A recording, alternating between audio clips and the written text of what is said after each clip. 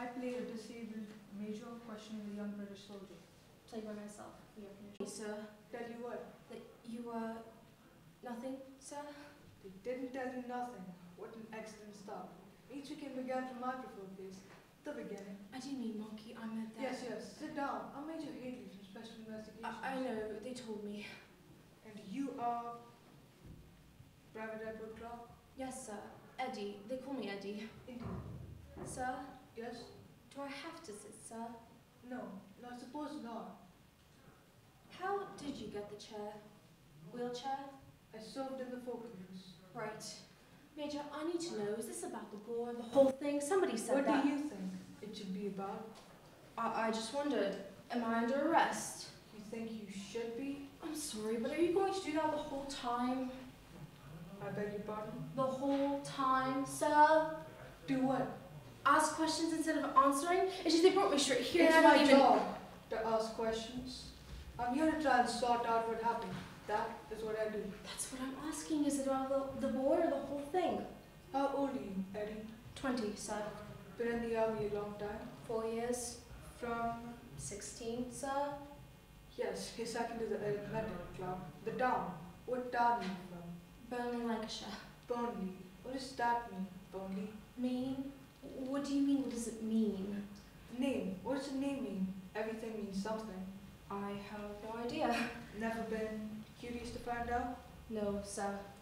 Lived there all your life? To the army. Any qualifications? I can't drive. You can drive. That's it? I mean GCSEs? That sort of thing. No, sir. Well done, Burnley. Education, education, education. Not a big reader. You should try it sometime. Might surprise yourself. You like books? Yes, I do. They inform you, make you feel like things are knowable. When things are knowable, well then, like Adam in Paradise naming the animals, you can command it. We used to call that being a nerd. Indeed, Major nerd. I'm sorry, no one will tell me. The Sarge? Sergeant Payne, he was airlifted out this morning. We shall have to wait and see. I'm sorry. Now, you know how this works, and I'm sure you want to make it right. For the sergeant's sake, you've been with him a long time. 6 months. Quite the little unit. I gather you call yourselves the Bully Boys.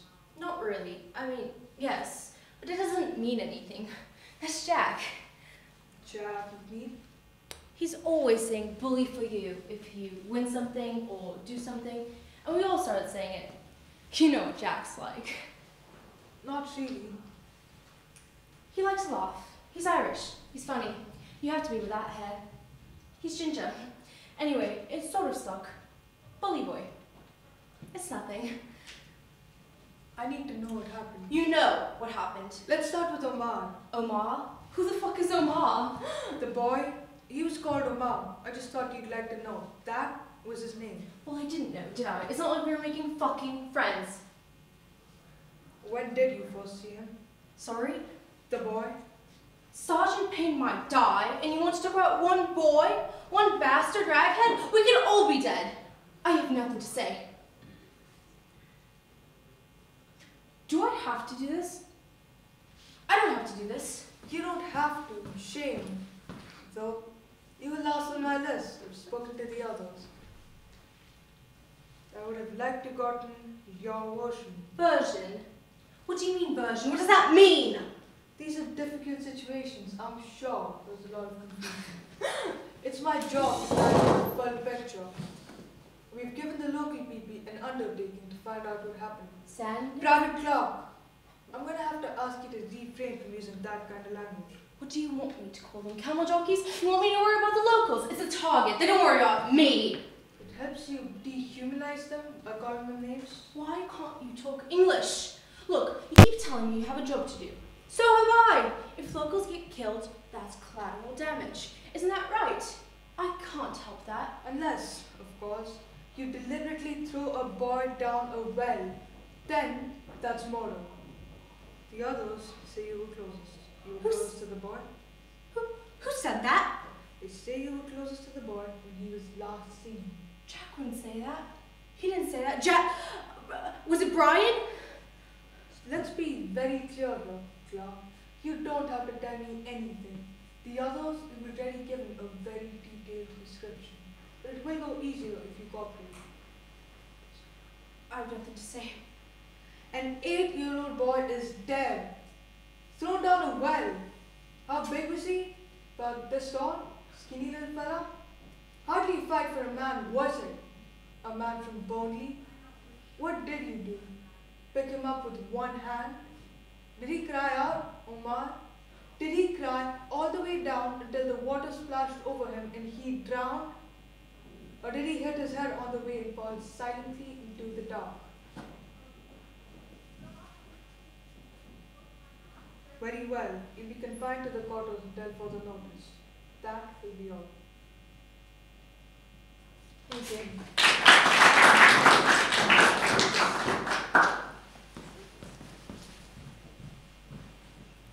That was the International School of Budapest with their duet act, and it was very, very good, I guess. Serious. They did not use a table, which is interesting. You're allowed 2 chairs and a table strictly as the only props for duet acting, so I remember when I did duet acting, I tried to be as creative as possible with the tables and chairs. They don't have to be tables and chairs, they can represent other things, you know, so but yeah, that's always something interesting between acts, how they decide to set up their props, because everyone's allowed only 2 tables and a chair, and so you have to work within those boundaries, and there are no costumes or makeup allowed, just black. As you can see, this is the next school. They will announce themselves, and they're setting up for their act. It is not Kiev International School as the schedule says, but they'll announce themselves. So. Hello everyone, I'm Ejana. And I'm Laura. And we are from the American International School of Budapest. And today we will be performing a scene from Lillian Hellman's The Children's Hour. The play was written in 1934 and it follows the story of 2 women, Karen and Martha, who run an all-girls boarding school and how their lives are ruined by a vicious rumor.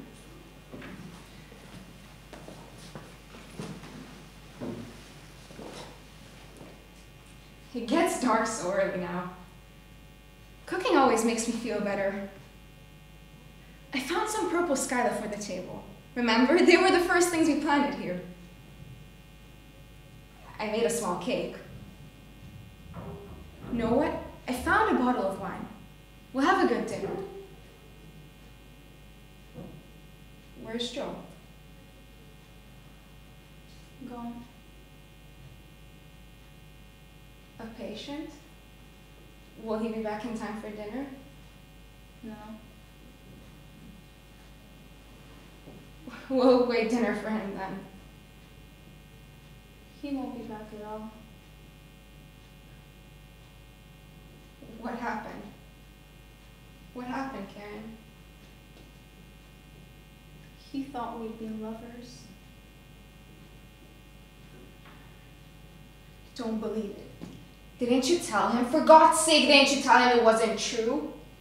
Yes. He didn't believe you. I guess he believed me.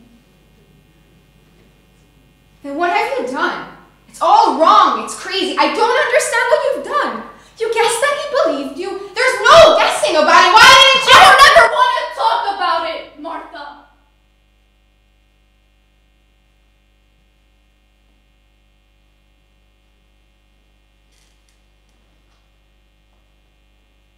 What's happened to us?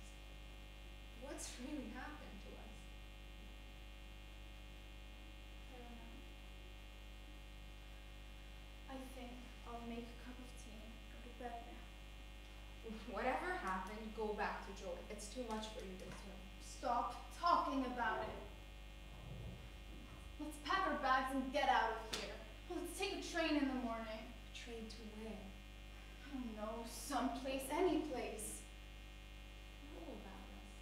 We'll find a place to go. I don't think we will. Not really. It seems to me I'll be sitting here the rest of my life wondering what happened. It's a bad night tonight. I might as well get used to it. They'll all be like this. Oh, but it isn't a new sin they tell us we've done. Other people aren't destroyed by it. They're the people who believe in it, who want it, who've chosen it for themselves.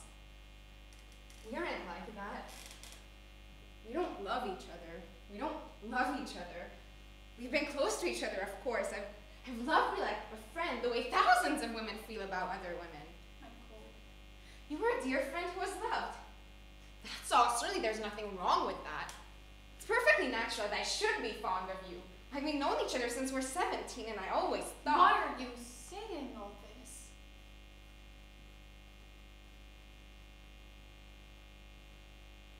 Because I love you.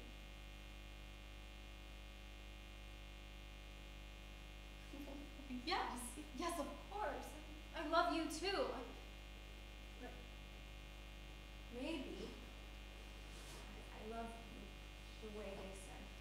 I don't know, listen to me.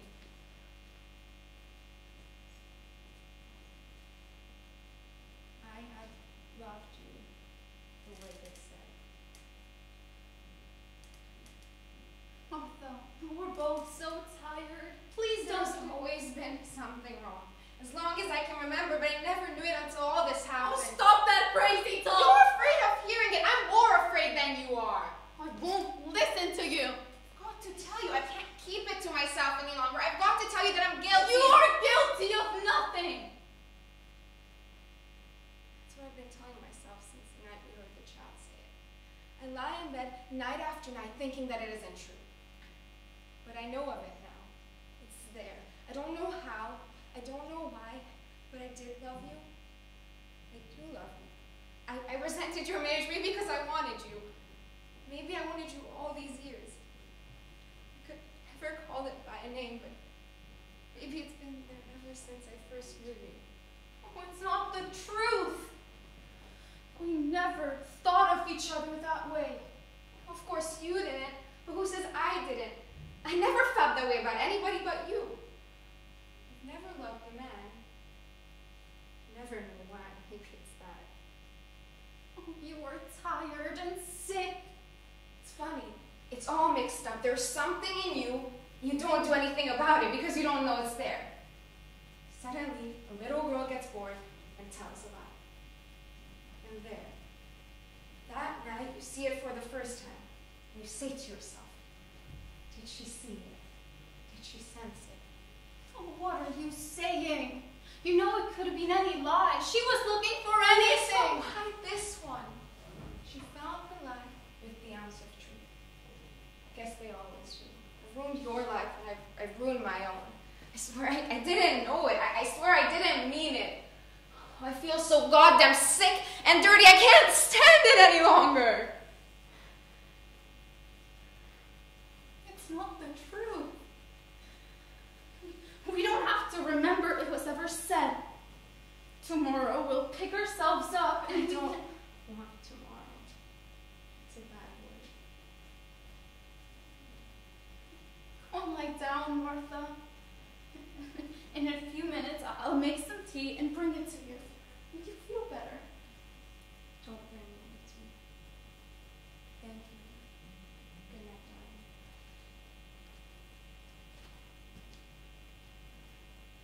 Thank you.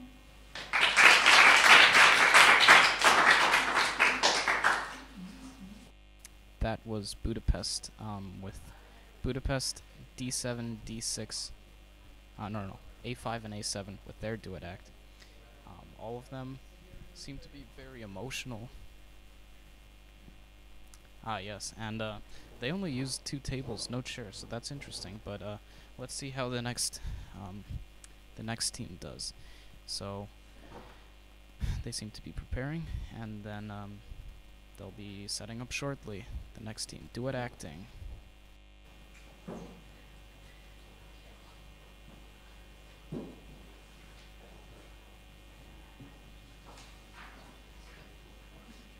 I1 and I2.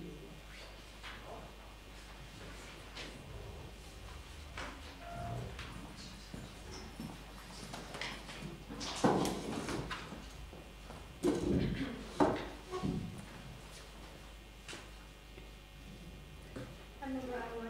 And I'm I2. We represent Kyiv International School. Today we're presenting a scene called The First Fireworks by Alex Brown. I play the mother of Dawn. And I play Helen, Don's daughter. Mom?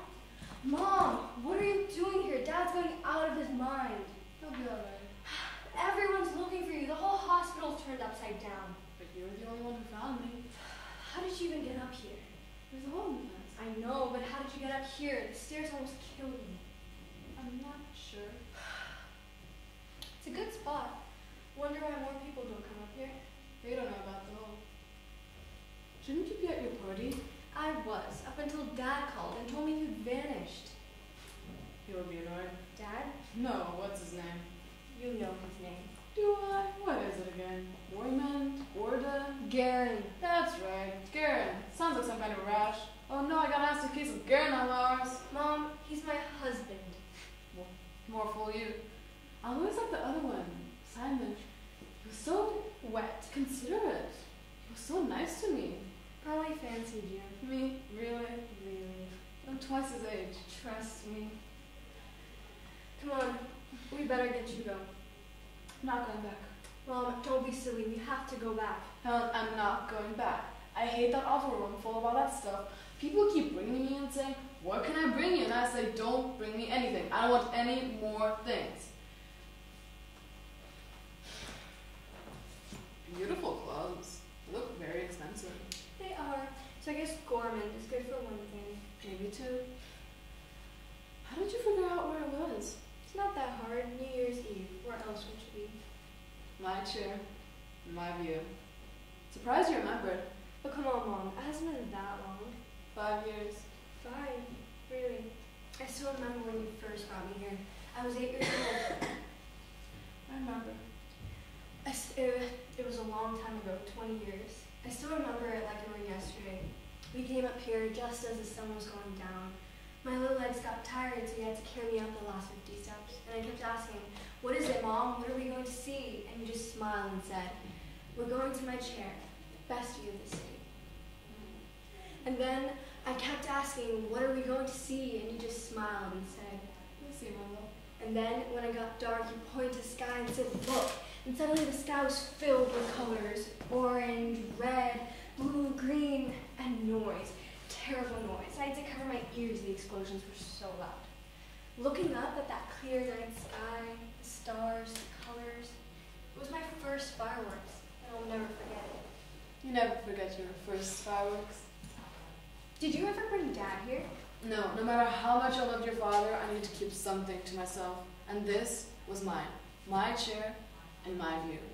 But you brought me here. Back then, when I thought of you, it wasn't like we were two different people. We were the same person, so it made sense to bring you here. I thought it would mean the same to you as it did to me. Do you still think that we're one person? Sometimes. I knew you'd come. I wanted to just be the two of us, you and me. Our 20th anniversary fireworks. That's not fair to Dad. He should be here too. I've said my goodbyes to him.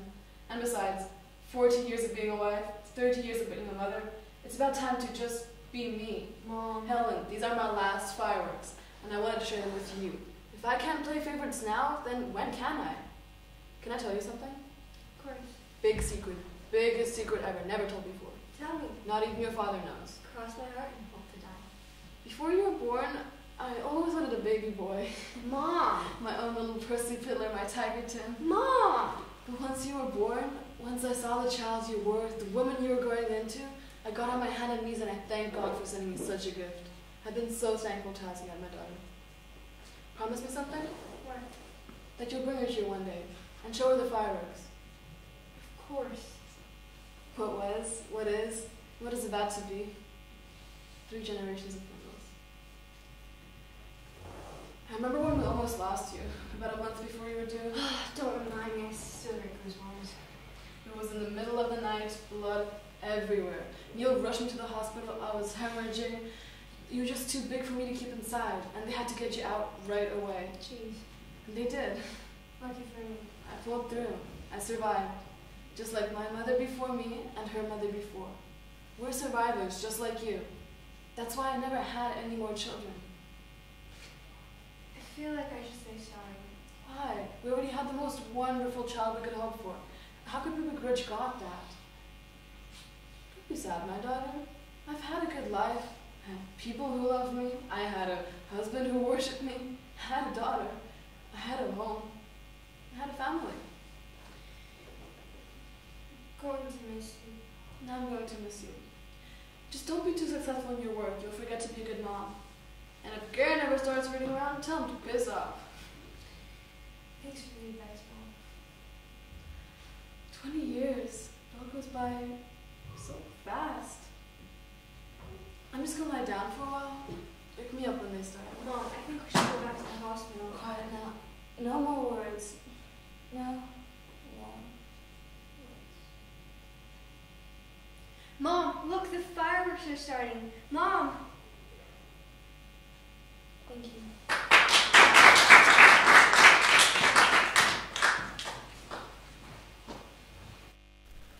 Okay, so hello, Dima is back on the mic, Max is standing by, and we will have a quick comment on what we just saw, like a great duet acting by Kiev, and again, one of the topics is the relationship between children and parents. Like in my opinion, many teams are choosing this specific topic because, like, we all sometimes have disagreements with our parents. And this topic is very live for every and each one of us. What do you think, Max? It was a really emotional play, a little act. Lots of them, all of them, many of them include the theme of death, although not quite like this one. I thought this one was more touching than some others. I really feel like this is something worthy of being seen in the finals. I really hope to see this performance again live, because it's different live and on TV. And now the next team is set up with two tables and a chair, and they will announce which team they are. Again, this is duet acting round 3, and the theme this year is serious. So now they're announcing themselves.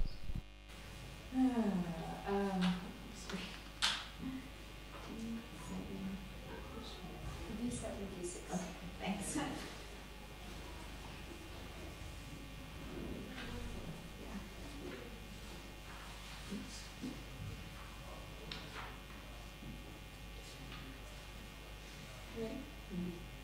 I'm Matteo Andironi.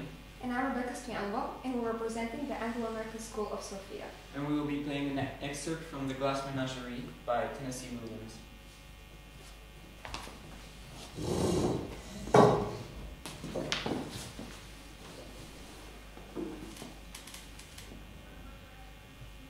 Ida Scott, this is Amanda Wingfield. Well, I just happened to notice that your subscription to the companion is about to expire, honey. Oh yes, just with that next issue when that exciting new serial by Bessie May Hopper is getting off to such an exciting start. Oh honey, it's something you cannot miss. What? Burning? Oh honey, don't let them burn. Go take a look in the oven. I'll hold the wire. Heavens, think she hung up. What in Christ's name am I Don't you use that supposed to do? expression, not in my presence. Have you gone out of your senses? I have, it's true. I've been driven out. What is the matter with you, you big idiot? Look, I have no single thing Lower in my life that I can your call my own. voice. Everything is... Stop that shouting. Yesterday, you confiscated my books. You had the nerve I took that horrible novel back to Larrabee, yes. That hideous book written by insane Mr. Lawrence. I cannot control the output of diseased minds or people who cater to them, but I will not allow such filth brought into my house. No. House. Who pays rent in it? Who makes a slave Oh, of don't himself? you dare Oh to. no, I mustn't say things. I've Let just me got tell to. you. I won't hear more. I'm You going will out. hear more from me. No, I won't hear more. I'm going out. You come right back. Out. Because Come back here, Tom Wingfield. I'm not through talking to Just you. go. You're going to listen, and no one listens from you. I'm at the end of my patience.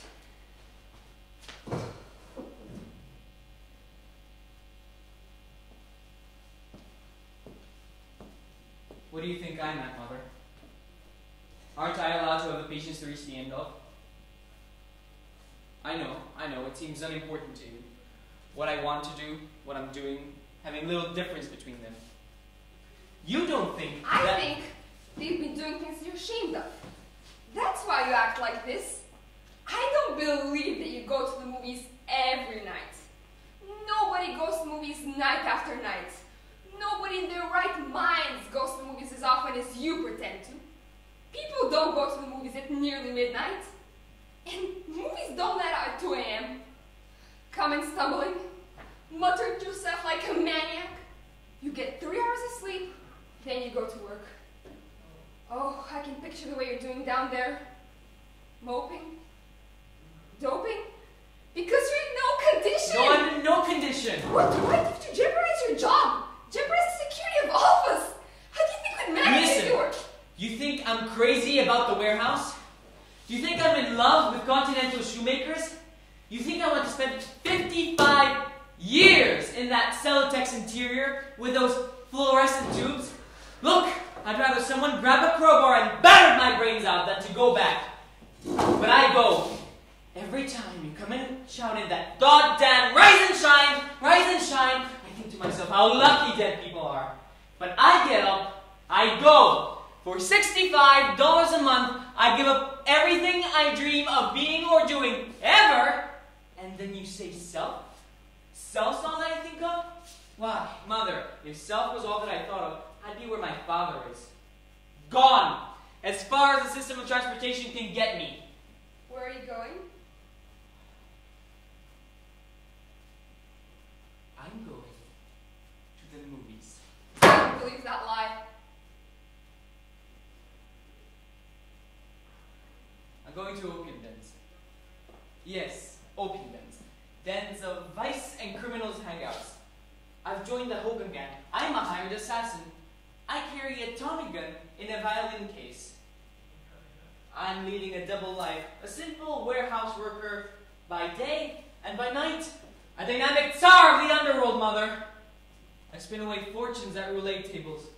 I wear a patch over one eye and a false mustache. And sometimes green whiskers. On those occasions, they call me El Diablo! Oh, I could tell you many, many things that will make you sleepless, Mother. My enemies, they plan to dynamite this place someday. We'll all be blowing sky high some night. I'll be glad, very happy, and so will you. You'll go up, high over Blue Mountain, with 17 gentlemen callers, you ugly old babbling witch!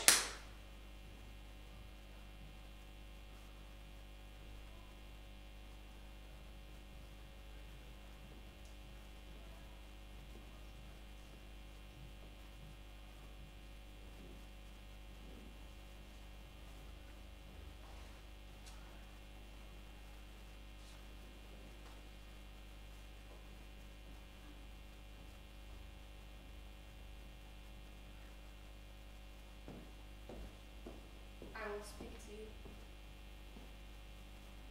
until you apologize.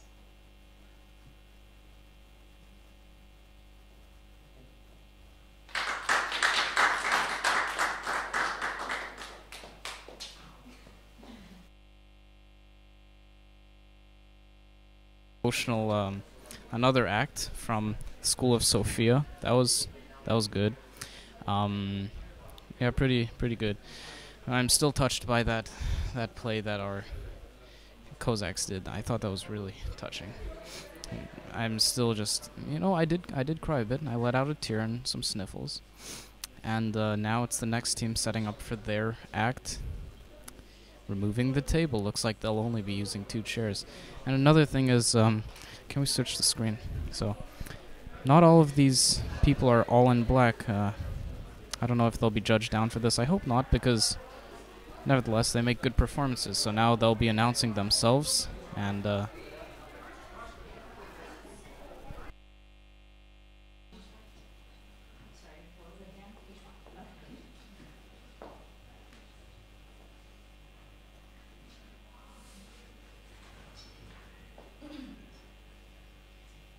Good morning, I'm H1 and this is my partner H2, and today we'll be representing the International School of Azerbaijan.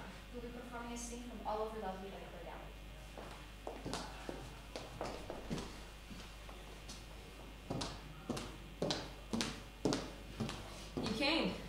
was curious. Curiosity killed the cat. Better to be a cat than a bitch. Don't start. What? You're starting already. I'm not. You haven't even taken your coat off and you're starting. I'm not starting. You are. You called me a bitch. I didn't. You did. You said better to be a cat than a bitch. You said curiosity killed the cat. So? So I answered. By calling me a bitch. Unless you were calling me a cat. That was an expression. That was an answer. A bitchy answer. Well, now you're calling me a bitch. Only because you started. I'm not starting. You started before you got through the door. I'm not starting. You started before you even took your coat off. I'm not starting. I don't do that anymore. Oh, what do you mean you don't do that anymore? You've always started at the drop of the hat. Not anymore. I'm too old now. Started before even how argue. Well, shut up. I didn't come here to argue. When I was 7, this brat came to live with us. She was my cousin. Blonde, pretty, dolly clutching, goody yuck. Everything I hated. A girly girl that everyone adored and felt sorry for and said, oh, isn't she cute? I hated her. You were jealous. Jealous? Of what? Of a brat who walked around like a ballerina even though she was only 7? Of a goody who helped her auntie around the house, who was so well behaved, so amenable it would make you puke, who'd sit on Uncle's knee while he read her happily ever after fairy stories that she loved and believed and wanted more and more of. Till finally, she decided she was going to become a princess. Just like Auntie Pandy. You believed Auntie Pandy was a girl too. Only because boys would wear such stupid clothes. But I never believed she was a princess. He was a princess. Her mom had always wanted a pretty daughter. A dainty daughter. One that didn't look so stupid in pink. She, Dolly Daisy, fitted the bill. Had my whole life ruined. Not my fault. I didn't come into your life without a safe expression. The whole territory invaded. We shared a bedroom, and as I recall, we used to laugh and giggle all the time when your Red Hat friends went around. I never realized till she turned out quite how ugly and rebellious I was. You loved it. I loved it. I loved our tent. Our tent. A blanket over a clothesline. All enclosed. A secret place. Private. A magical world. Huddled together. Silent. To speak would have broken the spell. So you weren't starting then? Not intentionally, no. Why did you come? Just curious. Curiosity killed. For God's sake, don't start again. You asked me to come. I wanted your support. Why? I never supported you before. You did. Funnily enough, you did. I suppose hatred can give you energy. Hatered's too strong a word, but yes. Something like that. I have to adapt and defer to this moody, bossy, unpredictable madam. Don't call me a madam. Of course not. She was a tomboy, little Miss Anarchist. The romance of it all. Scraggy knees and tree climbing. How pathetic. As opposed to clutching a dolly to your undeveloped bosom. So much more adventurous. That was my security. It reminded me of my mother. Oh, well, if a dolly reminds you of your mother, how could you have grown up any differently? Dollies, women, dollies. We might as well stop right there, case closed. Have you any idea what it's like to live in someone else's house from the age of 7? No. No? Well, shut up then. I'm talking about security, not political symbolism. She was a moody, bossy, unpredictable madam. But she was also energetic and boisterous. And I envied that. I wanted to be like her. I wanted to do the things that she did, but half of me was too scared to try and fail. And the other half was too scared to try and be better than her. In the end, I learned to pour scorn over everything that she did. And at the same time, suck up to her mom and dad. I could not suck up the way she did. In the end, I didn't even want to. Not wearing black then? Brown boots. You wore brown boots. What? Brown boots. It's an old monologue about criticizing what a person wears to a funeral. I wasn't criticizing. Did you expect me to buy a new outfit? Not at all. Did you think I would shave my legs, wax my bikini line, make a special trip to the hairdressers, replenish my makeup bag, and buy a new funereal perfume? No. Did you? Did I what? Did you buy a new outfit, shave your legs, wax your bikini line, make a special trip to the hairdressers, replenish your makeup bag, and even buy a new funereal perfume? You're starting again. Just making polite conversation. Well, thank you for being polite. You're very welcome. Not at all. More tea, Vicar? A glass of water should be sufficient. No trouble. No trouble at all. back straight. Don't talk out of turn. Don't do that, dear. Don't say that, it's rude. And never, never, never. Nice girls don't. Curtsy, curtsy, knees together. Don't slouch, act like a lady. Sisters, sisters, Let's have a face pat. let's shave her legs. Look at her thighs. God, what a slag. Let's go dancing. Let's stay home. Let's tell secrets. Let's giggle about sex. Let's argue. Let's fight. Are you two going to tidy your bedroom or what?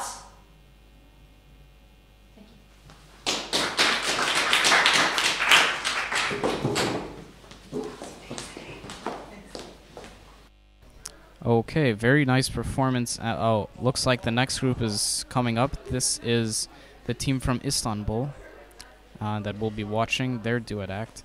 And then this round will be wrapping up. And